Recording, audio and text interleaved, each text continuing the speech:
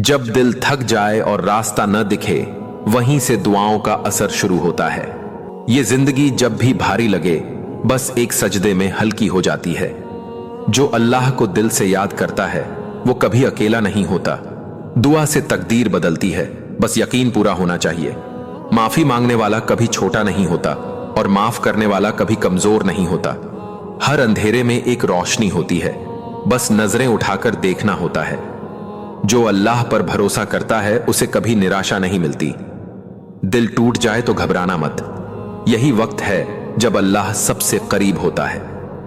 सब्र वो ताकत है जो इंसान को गिरने नहीं देती।